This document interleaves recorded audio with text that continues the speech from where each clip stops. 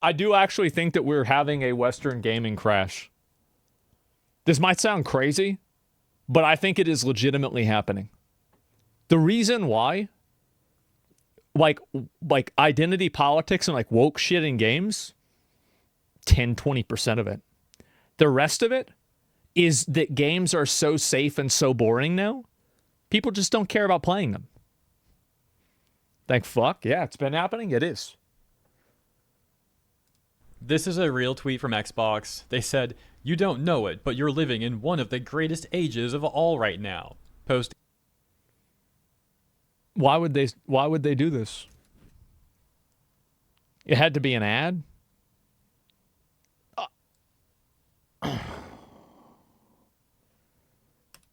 In this image, timeline through the ages.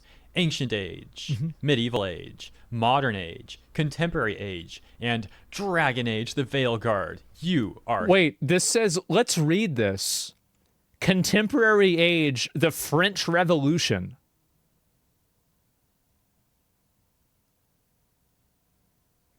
And the French Revolution ended in 2023.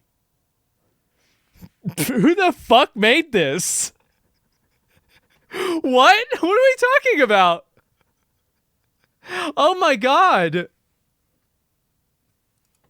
Here. That's a long-ass because revolution, Veilguard yeah. is clearly the greatest thing ever, best game of all time. And I know they're joking around a little bit, but so many people have seriously been trying to prop this game up. As you might expect, the comments are not really agreeing with Xbox. Yeah, I guess so. So many corpos and their bootlickers have been going crazy lately, enraged that gamers have been winning simply by refusing to buy games. Imagine that the consumer actually had all the power all along, but people didn't want to accept it.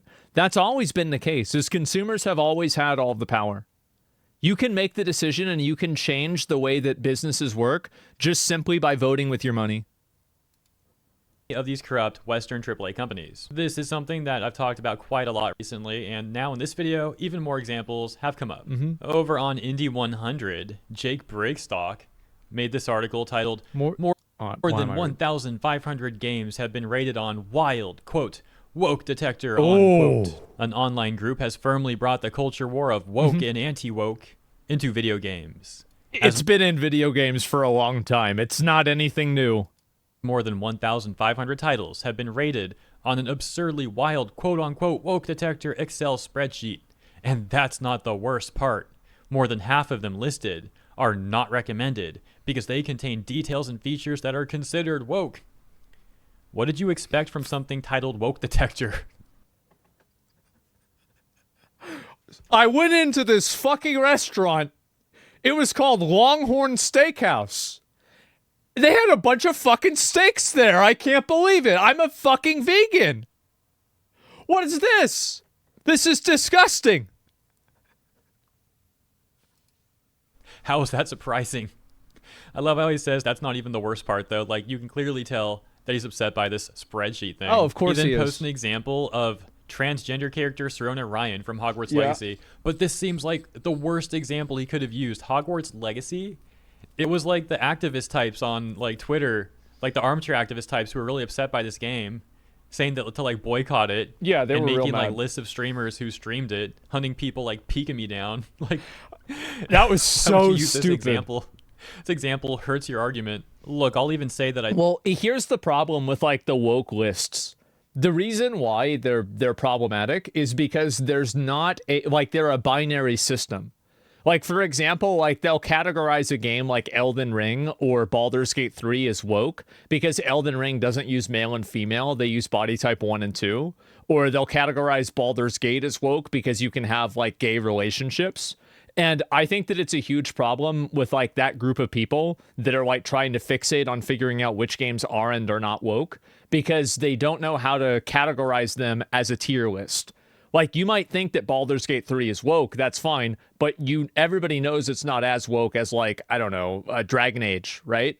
So that's really the issue. It's that there's not, like, a tier list or a power ranking for them.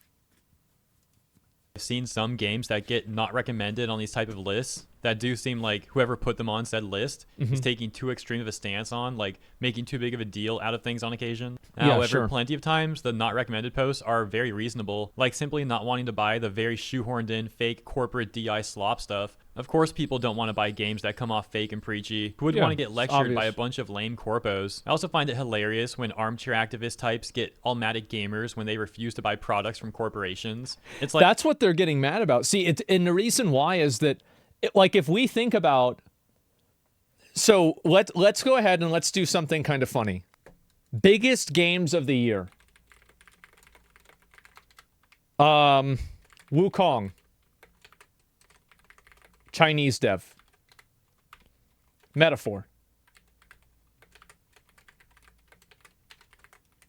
Japan dev. Final Fantasy VII. Rebirth. Japan dev. Stellar Blade. Korean dev. I'm starting to see a pattern.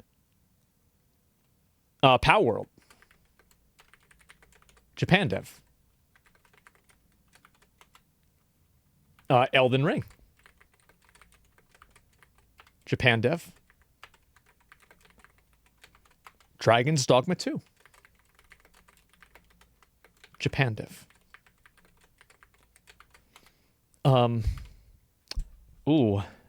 Concord.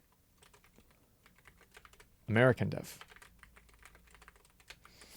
Okay, Monster Hunter. Japan dev. Helldivers 2. Fair. Finnish? Where were they from again? I don't remember. Swedish? European dev. Euro dev. I think that's fair. Yeah, Sweden. Okay. Space Marine 2. Fair. Where was Saber Interactive? I think they're American, right? Oh, they're Russian. Oh. Did we make any good games this year?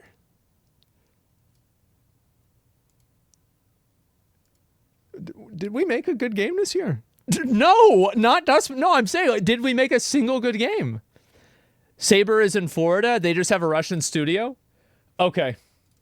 All right. Maybe Saber's American. Okay, why are people saying Russian? Okay. US dev. Okay, we've got one. We're saved. Everything's fine.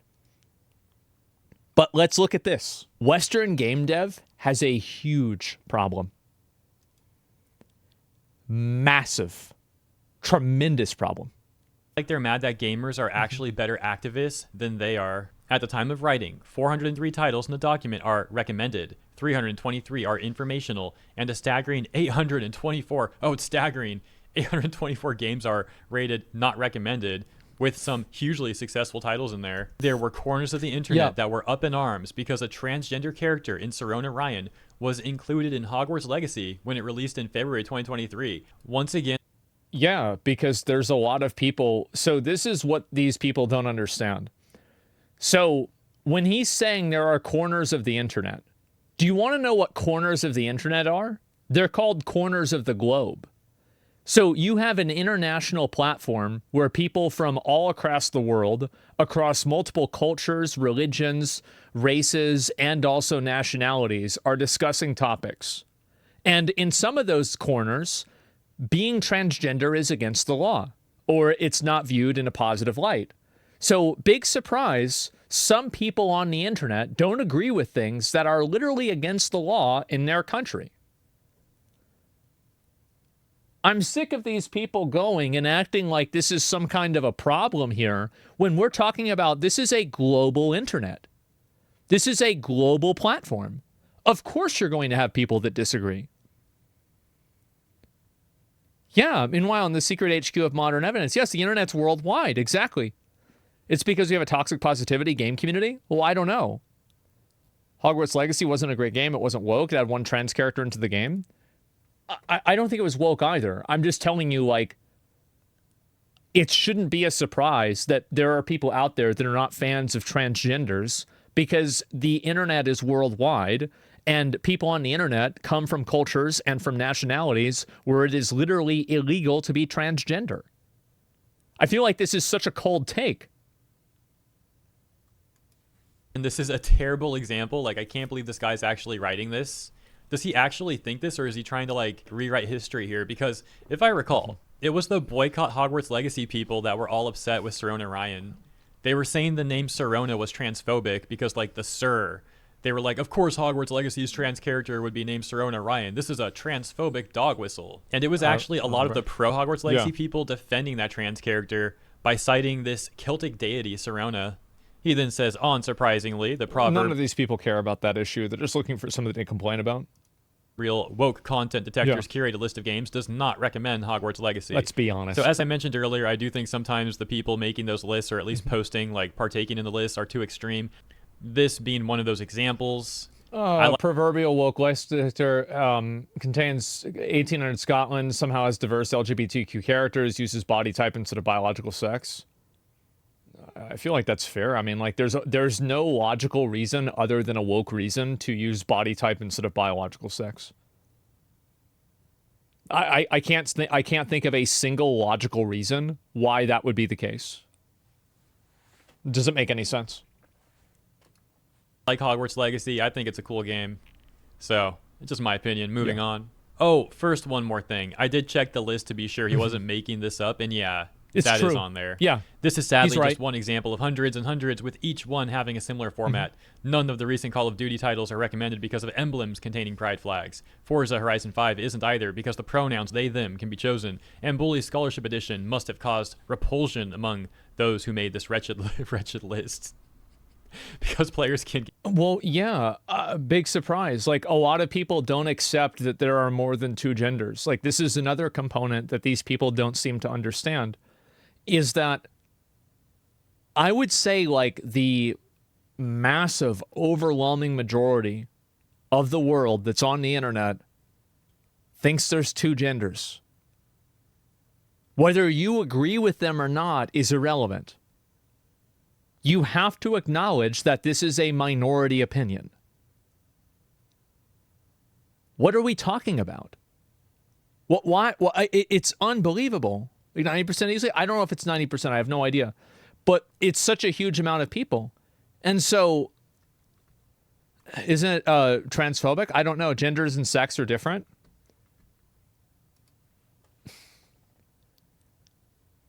How many people do you think give a fuck about that distinction? Really? Like, I mean, really, ask yourself the question, how many people actually give a fuck about it? And I'm not talking about just here in America. I'm talking about across the entire world. That's not going to work. Oh, yeah, it's such a small, minor amount of people. Some people make the poll here. We don't need to make a poll here. What I'm saying is that I find it to be very annoying that people write these articles complaining about how, you know, people on the internet are not inclusive, but we have a global internet.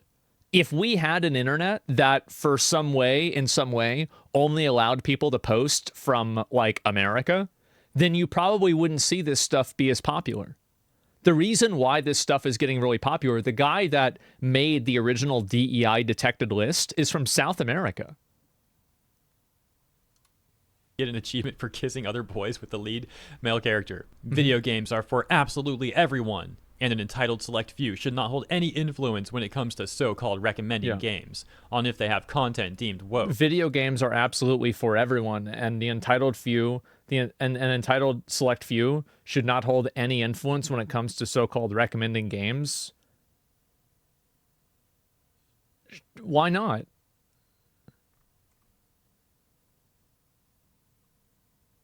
Ironic? It is really ironic, isn't it?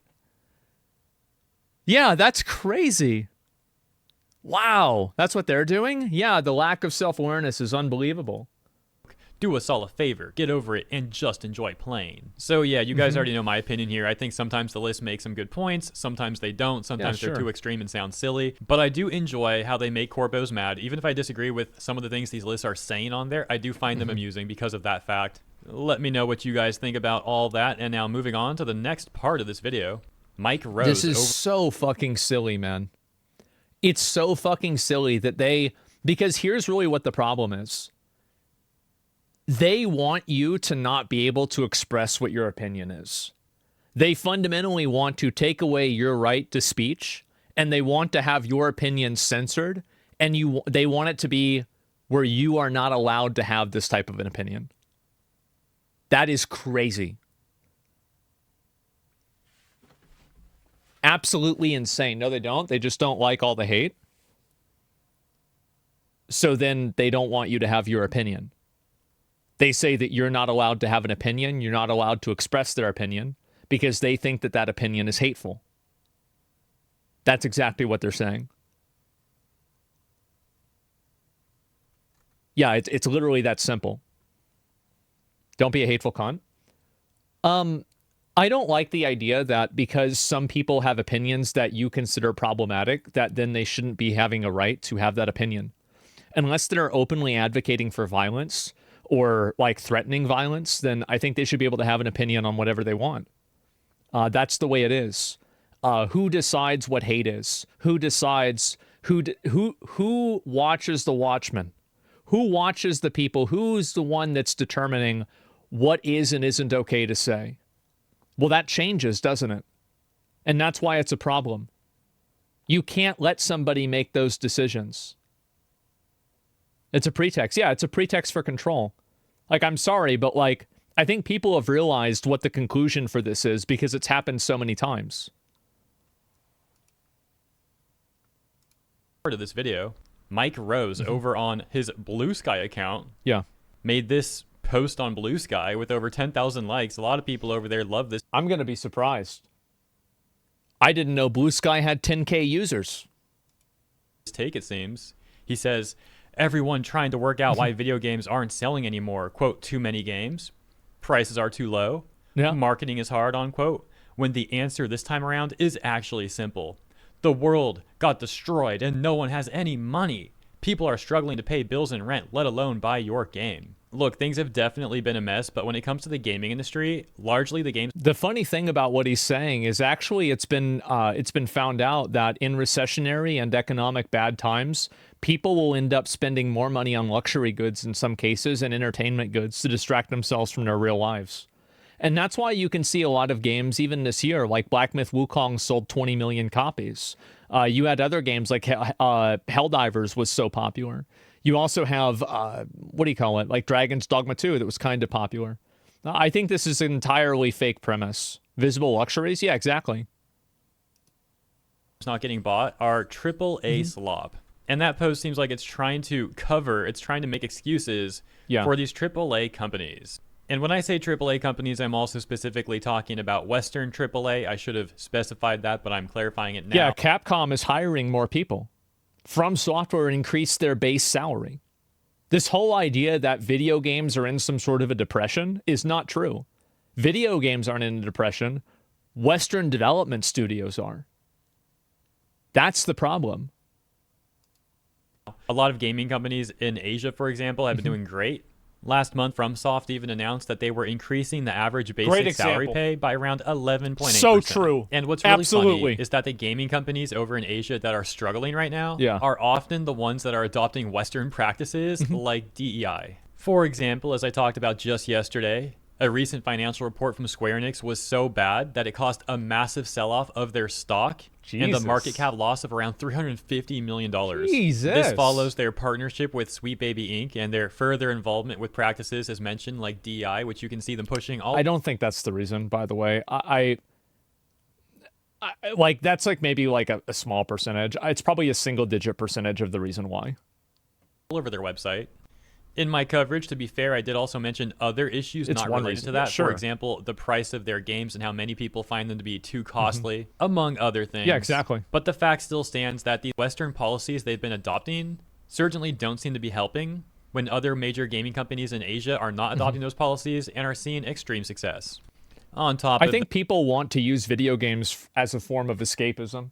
And anytime that people feel like the video game that they're playing is, you know, like involving itself with something that removes that escapism, it's going to lower their interest in the game for that reason.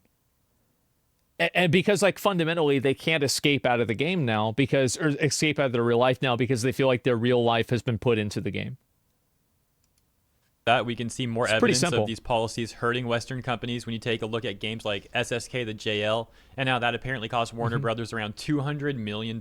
Jesus. Of course, also Concord and the massive loss. Oh, Suicide Squad killed the Justice League. He probably didn't want to say the words to not get demonetized. I understand. Yeah, that's what he's talking about. That was. And recently, Dragon Age the Veilguard, which, while isn't as disastrous as Concord, seems like they're struggling to even hit break-even point based off all the current metrics. And when I say they... I think that, I mean, Dragon Age, it's not a terrible game. It's just not a very good game either. It's like just it's fantasy Starfield. Like, honestly, I'd say probably maybe Starfield might have been a little bit better. Yeah, it's just it's a mid game, right? And also, like, here's another problem with Dragon Age, is that, like, how many of you guys actually played Dragon Age? Like, actually played the game? Okay, nobody's played the game. For those of you that have played the game, have you run into the same problem where, like, after you get past, like, level 20 or, like, 25 or so, you feel like you're just spamming the same few abilities with, like, you know, hitting bosses or mobs that have, like, just a ridiculous amount of health? Like, the gameplay doesn't really feel dynamic or anything. It's very repetitive. Yeah. Yeah, same blight, same objectives, exactly. And so, like, even if you drill down into the gameplay itself, it really isn't very good. I'm referring to EA and BioWare, of course. So yeah, returning to that post from this Mike dude, I've seen a lot of people, often Corpos, making similar takes to that, where they ignore the real policy issues going on at Western AAA companies, and instead they seem to try and deflect and cover for them. And keep in mind, another big component for why a lot of people are losing interest in a lot of Western games is because Western games are turning into the same game. It's like basically every single game is the same.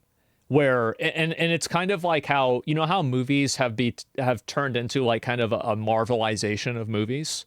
I think that video games, it's like a Fortniteization, where, like, after Fortnite's success, I feel like so many other games have tried to emulate that style in multiple ways, and that's caused them to have, like, a sameness to them.